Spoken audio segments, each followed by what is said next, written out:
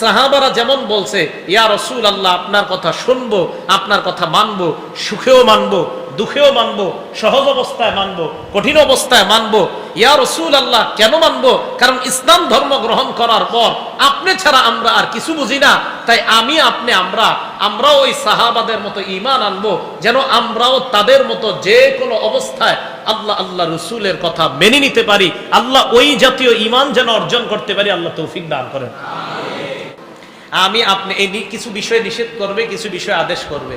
এর মানে হলো আমি আপনি কিন্তু একটু আগে বায়াত হয়েছি, ওগো আল্লাহর নবী আপনার কথা সুখেও মানবো, দুঃখেও মানবো, আমার পক্ষে গেলেও মানবো, বিপক্ষে গেলেও মানবো। এবার নবীজি হাদিসে কিছু কথা বলবে, দেখি আপনারা কারা কারা মানতে রাজি আছেন।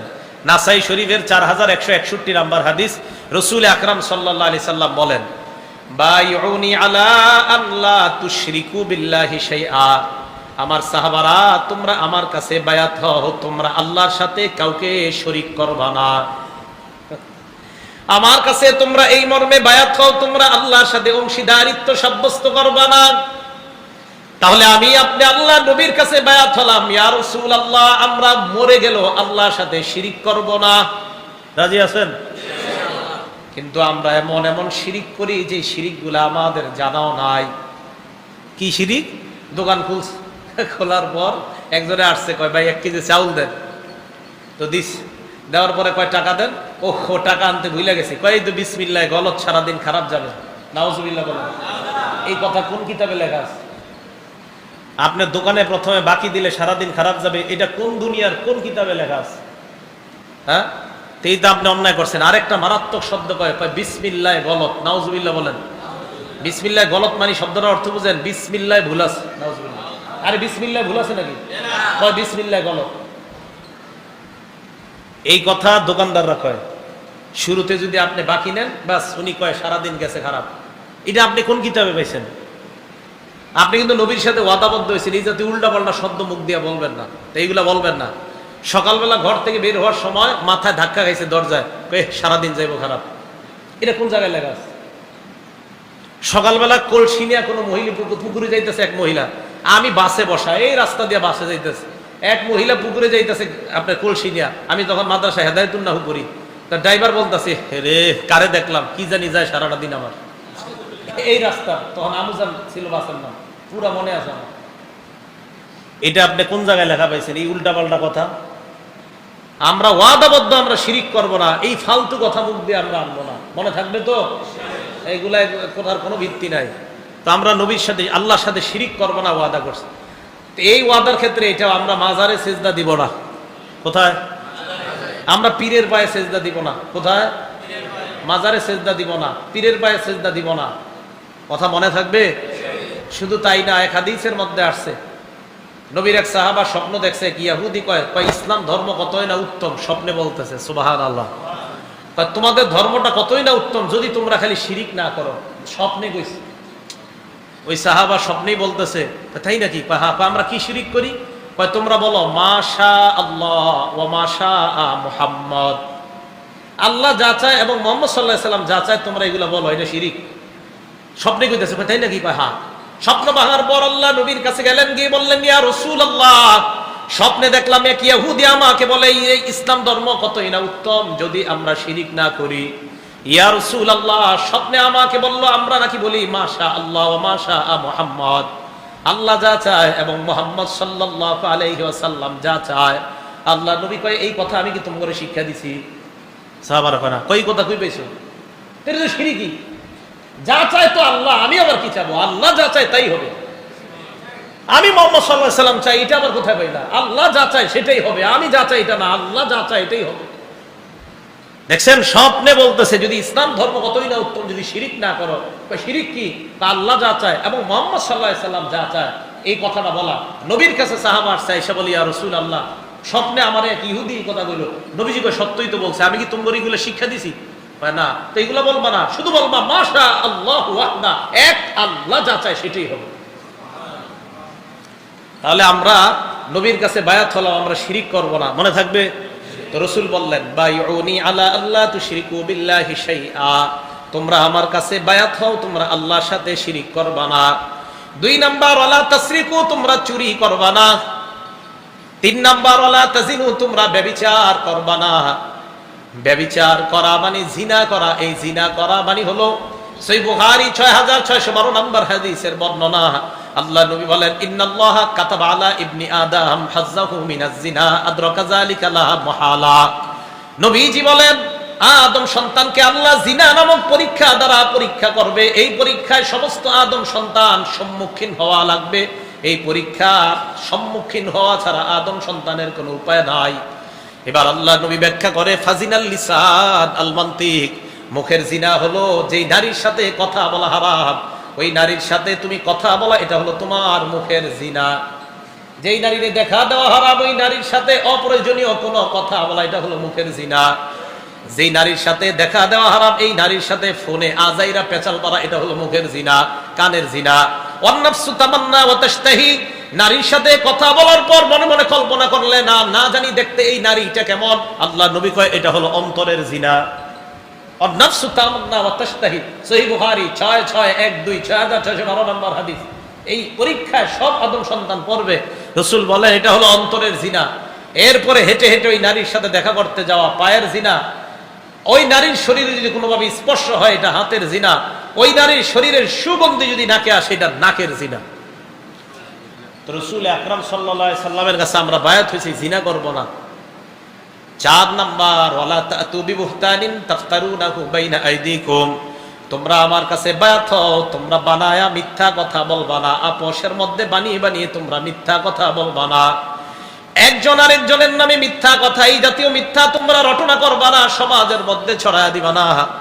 এলাকার একটা ভালো মানুষ, সেই ভালো মানুষটাকে অপমান করার জন্য তার ব্যাপারে পুরা এলাকায় আপনি একটা মিথ্যা কথা ছড়ায়া দিলেন।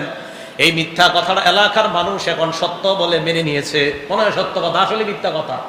সহিহ বুখারী হাদিস নাম্বার 7047 নম্বর হাদিসে আল্লাহ নবী বলেন, শোনো তোমরা যারা এমন মিথ্যা কথা বলো, যেই মিথ্যা কথা সমাজের মধ্যে ছড়িয়ে যাওয়ার কারণে সত্যে পরিণত হয়ে যায়, ওই ব্যক্তিকে কিয়ামত পর্যন্ত লোহার চিরুনি দিয়ে তার ডান পাশে 3টা দাগ দেওয়া হবে, বাম পাশে 3টা দাগ। কিয়ামত পর্যন্ত ওই মিথ্যাবাদীর চেহারার মধ্যে দাগ দেওয়া চলতেই থাকবে, আর রক্ত পড়তে থাকবে। বলেন নাউজুবিল্লাহ। এইটা বুখারী শরীফের বর্ণনা, 7047 নম্বর হাদিস। তাহলে মিথ্যা বানিয়ে বলবো না, এই মর্মেও আমরা বায়াত হয়েছি রাসূল আকরাম সাল্লাল্লাহু আলাইহি সাল্লামের কাছে। আর কি বায়াত? ওয়ালা তাসুনি ফি মারুফ, ন্যায় সঙ্গত কাজে তোমরা আমার নাফরমানি করবা না। চুরি করবো না, জিনা করবো না, শিরিক করবো না, মিথ্যা কথা বলবো না। এরপর আমরা কারণ আমি মিথ্যা রটনা করবো না, আমরা জিনা ব্যভিচার এগুলা থেকে দূরে থাকবো, কারণ আমি মিথ্যা বলা থেকে দূরে থাকবো। একজন আরেকজনের নামে মিথ্যা বলবো না। একটা মেয়ের বিয়ের কথা চলতেছে, ওই মেয়ের যেন ভালো জায়গায় বিয়ে না হয়, এই মেয়ের ব্যাপারে আপনি বর পক্ষকে বানায়া কিছু কথা বললেন, ওর মেয়ের বিয়েটা যেন ভালো জায়গায় না হয়, আল্লাহর কাছে কিয়ামত পর্যন্ত শাস্তির অপেক্ষায় থাকেন। এগুলো এলাকায় হয়, খুব বেশি হয়। রাসূল আকরাম সাল্লাল্লাহু আলাইহি সাল্লাম সাবধান করে দিয়েছেন। এবার নারীরা, মাইকের আওয়াজ উপরেও চলতেছে না, তো মহিলারা মনে করতেছে নবীজি সব সাহাবার করে কইছে, মহিলা করে কয় নাই, তার মানে আমরা টেনশন নাই। এবার নারীদেরকে কইছি কিনা দেখেন, নাসাই শরীফ হাদিস নাম্বার 4181 নম্বর হাদিস। নারীর এক সাহাবিয়া, ওনার নাম উমামা বিনতে রুকাইয়াহ, উমামা বিনতে রুকাইয়া, উনি বলেন, আতাইতুন নাবিয়্যা সাল্লাল্লাহু আলাইহি ওয়াসাল্লাম ফি নিসওয়াতিন মিনাল আনসার, একদল আনসারী নারীর সাথে আল্লাহ রাসূলের কাছে আসলাম। আসার পর আল্লাহ নবীকে বললাম, ইয়া রাসূলুল্লাহ বায়ানা আলা আল্লা নুশরিকা বিল্লাহি শাইআ, ইয়া রাসূলুল্লাহ আমরা নারীরা আপনার কাছে বায়াত হইতেছি, আমরা শিরিক করব না, ওয়ালা নাসরিকা আমরা চুরি করব না, ওয়ালা নাজনি আমরা ব্যভিচার করব না, ওয়ালা নাতি ওয়ালা নাফতারি বাইনা আইদিনা আমরা নিজেদের মধ্যে বানিয়ে কোনো মিথ্যা কথা বলবো না। সাধারণত এলাকার 3-4 মহিলাকে একসাথে হইতে দিয়েন না, কষ্ট পাইছেন? একসাথে হইলে একজনের আমল নামা আরেকজনের কাছে সব দিয়ে চলে যায়, উনি জানেও না আমল নামাজে দিয়ে গেছে। সারা রাত তাহাজ্জুদ করে, সকালবেলা 2 জন মহিলা নারী একসাথে হয়েছে, কি অবস্থা, কি খবর? আব্দুর রহমানের মেয়ের নাকি বিয়ে ঠিক হয়েছে, কার সাথে? অমুকের সাথে। কোন মেয়েটার? ওই মেয়েটা। ও যে চোখে বাম পাশে একটু সমস্যা আছে, এই মেয়েটার। এই মাইয়ারে কেমনে নেয় জানি না, শুনি না, রাতের সব তাহাজ্জুদ এখানে দিয়া যায়। নারী 4-5 জন একসাথে হয়, হওয়া খারাপ করছে না, কিন্তু হইলে সাধারণত গীবত শেখায়ত বেশি হয়, চর্চা। জানেও না উনি যে ওনার আমল নামা সব এইখানে রাইখা বাসায় যায়। তালিমের মজলিসে যাওয়া ভালো, কিন্তু তালিমের মজলিসে গিয়েও যদি গীবত শেখায়াত হয় সেখানে না যাওয়া। গীবত শেখায়াত হওয়াই যাবে না, সেখানে যাওয়াই যাবে না। গীবত বান্দার হক, কারো ব্যাপারে আপনি গীবত করছেন, ওই বান্দা মাফ না করা পর্যন্ত আপনি আল্লাহর কাছে মাফ পাবেন না। এটা গীবত বান্দার হক। এক হাদিসে আসছে সুদের চেয়েও ভয়ঙ্কর অপরাধ গীবত করা। বলেন কিসের চেয়ে? সুদ খাওয়া মানে আপন মায়ের সাথে ব্যভিচার করা, এর চেয়েও ভয়ঙ্কর অপরাধ গীবত করা। তো নারীরা বললেন, হুজুর আমরা মিথ্যা কথা বলবো না, আপনার কাছে বায়াত হলাম, আমরা আপনার নাফরমানি করব না, আমরা বায়াত হলাম। এই পর্যন্ত ঠিক আছে। যেই পীর সাহেবের দরবারের মধ্যে নারী পুরুষ একসাথে যায়, ওই পীর সাহেব এই হাদিস দিয়া দলিল দেয়, কয় আল্লাহ নবী নারীদেরকে বায়াত করছে, তাই আমি পীর সাহেবও বায়াত নেই। কি নেন? এইভাবে হাত দিয়া বায়াত নেয়। এই হাদিস পুরাটা বলে না পীর সাহেব, শুধু এতটুকু বলে হাদিস কিন্তু বাকি আছে। এই হাদিস পুরো শেষ হয় না এখনো। এক নারী আল্লাহ নবী কি বললেন, ইয়া রাসূলুল্লাহ আপনার হাতটা দেন, আপনার কাছে বায়াত হই। ইয়া রাসূলুল্লাহ হালুম্মা নুবাইয়ুকা, আপনার হাতটা দেন, আপনার কাছে বায়াত হই। নবীজি বললেন, লা উসাফিহুন নিসা, আমি কখনো নারীর হাত স্পর্শ করি না। এই জায়গাটা আর কয় না, এই যে হাদিসের শেষের জায়গাটা কয় না, যেতটুকু বায়াত সম্পর্কে এতটুকু কয়। শেষে যে কথাটা আছে যে নারীর হাত নবী স্পর্শ করে না, এই জায়গা আর বলে না। কেন বলে না? এটা স্পর্শ করলে পীর সাহেব যে এইভাবে ধরে, এই অংশ কিভাবে সাব্যস্ত হবে? হাদিস নাসাই শরীফের এই পুরাটা আনফরচুনেটলি এতটুকু বইলা শেষেরটুকু আর বলে না। নাউজুবিল্লাহ। তো কোন কারো মুখে যদি এটা শোনেন যে নবী নারীদের বায়াত নিছে, আর এই হাদিস শোনেন, বলবেন এটা আপনি সত্যি কথাই কইছেন, বায়াত নিছে, পর্দার আড়াল থেকে বায়াত নিছে। পরের অংশটা আর বলেন না কেন হুজুর? তো বলবে পরে আর কি বলবেন, হুজুর পরে একটা অংশ আছে ওই হাদিসের মধ্যেই, এক নারী দাঁড়ায় বলছে, হুজুর আপনার হাতটা দেন, বায়াত হই। নবীজি বলছে আমি কোনো নারীর হাত স্পর্শ করি না। হুজুর এই কথাটা বলেন না কেন? ওইটা বললে এইভাবে মাথায় হাত দেওয়াটা নিষেধ হয়ে যাবে। আল্লাহ পাক রব্বুল আলামিন আমাদেরকে ইসলাম সঠিকভাবে কোরআন সুন্নাহ সাহাবায়ে কেরাম যেইভাবে বুঝেছেন, ওইভাবেই যেন আমরা কোরআন সুন্নাহ বুঝতে পারি। আল্লাহ তৌফিক দান করেন। সাহাবায়ে কেরাম এই মর্মে বায়াত হলেন। রাসূল আকরাম সাল্লাল্লাহু আলাইহি সাল্লামের সাহাবারা নবীজির কাছে ঈমান শিখছে। শিখার পর এবার ঈমানের উপর কিভাবে অটল থাকছে দেখছেন। ঈমান শিখছে, শিখার আগে এক অবস্থা, ঈমান শিখার পরে আরেক অবস্থা হয়ে গেছে সাহাবাদের। একদম ঈমান শিখার একটু আগে, ঈমান আনছে আর একটু আগে নবী দুনিয়ার সবচেয়ে খারাপ ব্যক্তি ছিল তার কাছে। ঈমান আনার সাথে সাথে নবী দুনিয়ার সবচেয়ে সেরা হয়ে গেছে। সহিহ বুখারী হাদিস নাম্বার 4372 নাম্বার হাদিস। এই হাদিসের মধ্যে আসছে আল্লাহ রাসূল সাল্লাল্লাহু আলাইহি সাল্লাম একদল সাহাবাদেরকে নজদের দিকে পাঠাইছে। একটা এলাকার নাম নজদ। এই নজদের দিকে পাঠাইছে সাহাবায়ে কেরামকে। পাঠানোর পর সাহাবায়ে কেরাম ওই দিকে রওনা করলেন। রওনা করার পর তারা পথিমধ্যে ইসলামের এক শত্রু পেয়ে গেছে। এই শত্রুর নাম সুমামা। বলেন কি নাম? সা দিয়ে সা, সুমামা। কি নাম? পুরা নাম সুমামা ইবনে উসাল। এই সুমামাকে পেয়ে যাওয়ার পর সুমামাকে সাহাবারা অ্যারেস্ট করছে। অ্যারেস্ট করার পর মসজিদে নববীতে নিয়ে আসছে, নবীজির মসজিদে আনার পর আউ সাকুহু, বানছে ভালো করে। বান্ধার পর রবাতুহু বিসারিয়াতিন মিন সাওয়ারিল মসজিদ, মসজিদের এক খুঁটির সাথে তারে বাঁধছে। এই সুমামাকে মসজিদের খুঁটির সাথে বাঁধছে। বাঁধার পর নবীজি সাল্লাল্লাহু আলাইহি সাল্লাম তার সামনে আসছে। আসার পর বললেন, মা ইনদাকা ইয়া সুমামা, এ সুমামা তোমার কি খবর?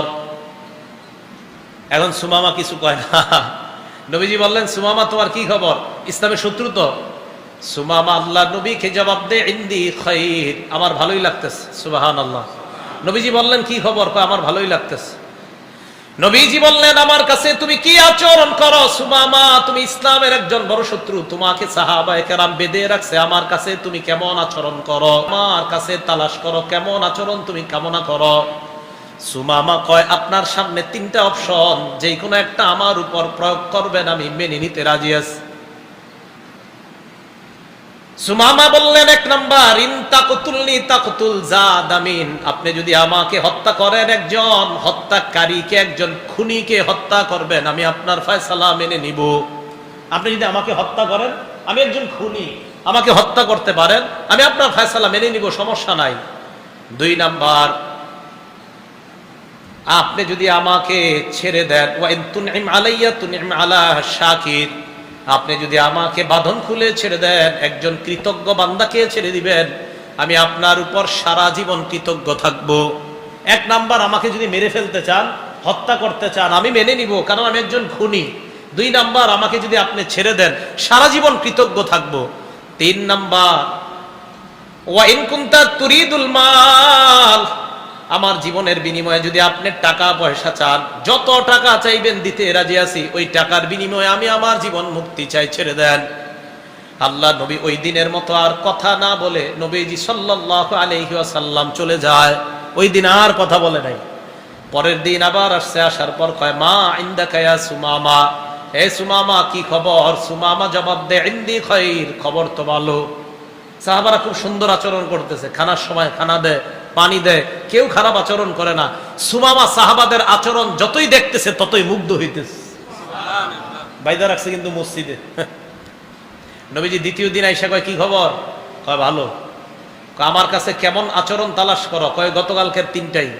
আমাকে যদি হত্যা করেন আমি একজন খুনি, আমাকে যদি আপনি ছেড়ে দেন আমি সারা জীবন কৃতজ্ঞ থাকব। তিন নাম্বার, যদি আপনি টাকা চান, যত টাকা চান আমি আপনাকে দিতে রাজি। আজকেও নবীজি আর কথা না বাড়ায় চলে গেছে। এরপর তৃতীয় দিন আল্লাহ নবী আসলেন, আসার পর বললেন, সুমামা কি খবর? সুমামা জবাব দেয়, ইনদি খাইর, খবর বড় ভালো। তুমি আমার কাছে কেমন আচরণ তালাশ করো? কয় আমি আপনার কাছে গত 2 দিন যেই তিনটা বললাম, আজকেও আমার ওই তিনটা কথা। নবীজি সাহাবাদের দিকে তাকায় তাকায় কয়, আতলিকু সুমামা, সুমামার শরীর থেকে রশির বাঁধন গুলা খুলে দাও, সুমামাকে কোনো শর্ত ছাড়াই মুক্ত করে দাও। যাইতে দাও, খুলে দাও, বাঁধন খুলে দাও। সাহাবায়ে কেরাম খুলে দিস রশি। খুলে দেওয়ার পর সুমামা মসজিদ থেকে বেরোইছে। বের হওয়ার পর ওই মসজিদ থেকে একটু সামনে একটা পুকুর আছে ছোট্ট, অথবা একটা কূপ আছে, অথবা গোসল করার মতো একটা ব্যবস্থা আছে। ফানতালাকা ইলা নাজলিন কারীবিন মিনাল মসজিদ, মসজিদের কাছে একটা ছোট্ট কূপ আছে। ওই কূপের মধ্যে গিয়ে যাওয়ার পর গোসল করছে সুমামা। সাহাবারা সবাই তাকায় রইছে। গোসল করার পর সুম্মা রাজা, আবার পিছনে ফিরে আসতেছে। ফাদাখালাল মসজিদ, মসজিদে নববীতে প্রবেশ করছে নবীজির সামনে।